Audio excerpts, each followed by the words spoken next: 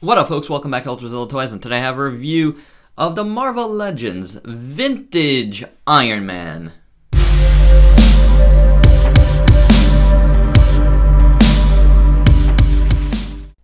Alright, gang, continuing our New York Comic Con week of catching up on some Marvel Legends. I don't think it's going to be all Marvel Legends, but maybe it is. I don't know yet. I know I was doing these two, that's for sure.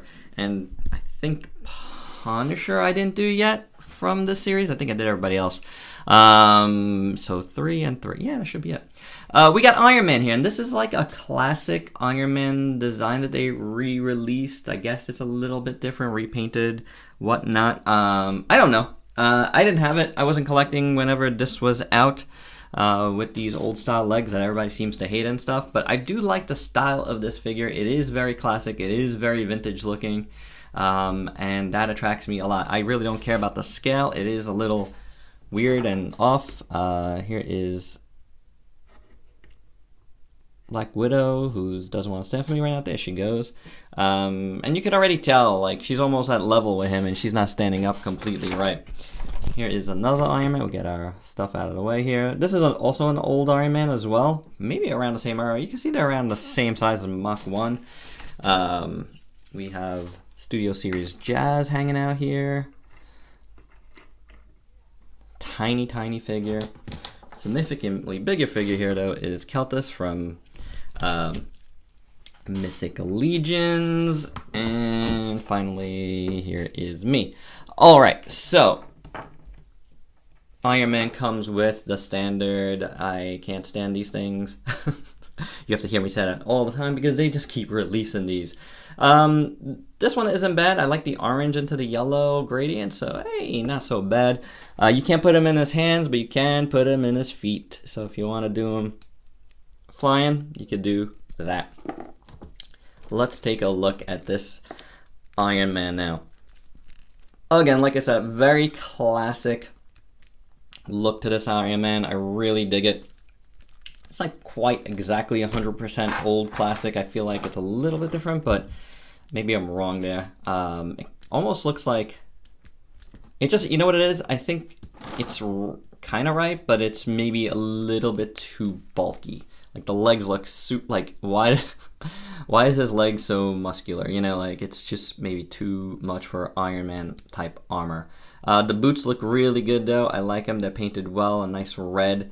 And I do like the gold. Looks really good. The painted gold looks like matches well with the plastic gold, so that is good. I do like this like clear pearlescent plastic that they sometimes use on Iron Man figures.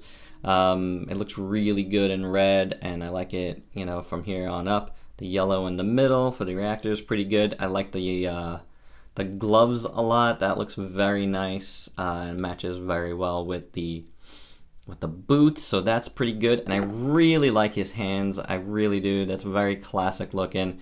That looks really good. I so rather have that than any just hole there to put one of these like silly effects in. Where's the effect now that I need it? You know, like I think that just looks way better. So on the fist hand looks really good as well. He's got these shoulder things that actually move out of the way, which is nice. The back, very simple, plain, but it looks good. And the head, I think, looks very nice as well. Gold paint looks pretty good. It's a little, maybe too much paint there. I don't know, something. It's a little overdone there, but it looks good. The mouth, he's sad Iron Man. It is a little messy right there, but it's not so bad. The eyes look good. So overall, I mean, maybe the head might be a little bit too small on this guy, but I like it. I like the stuff going on the side. I like his neck a lot.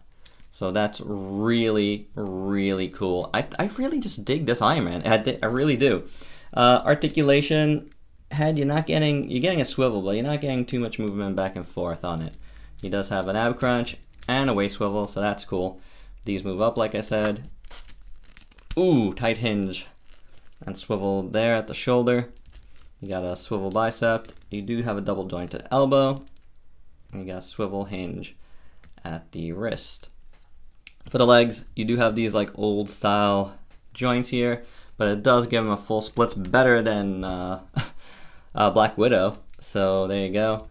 Then you can kick up that much on it and back, depending on how you shift this ball piece up there. It isn't the prettiest, but it does the job.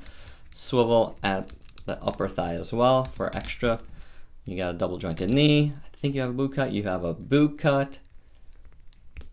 You got a swivel. Barely any rocker? I don't know. I don't know if there's. You have a hinge here, but it's not really rocking too much. So there's that. But otherwise, I really think this guy is pretty decently articulated and moves pretty good. See, that's a little ugly there. It shouldn't be like right there. You gotta realign it a little bit, but you know what? It's not the biggest of deals. Here we go. Oh, no. Yeah. Kind of, sort of. I'll fix it for my shelf before all said and done. But you know what? That's all I need for this review. I like it. I think it works. It's a cool little figure, and I'm glad to be finally doing these vintage collection figures during New York Comic Con week. You know, I mean, I did 3 of them, so it's only a few that I have to do here, and it's cool to do them now. Quick, easy reviews for you guys as we stroll through New York Comic Con and see what's going on there. All right, so please like, comment, subscribe, and share. Let me know your thoughts on this figure. Until next time, peace out, peeps.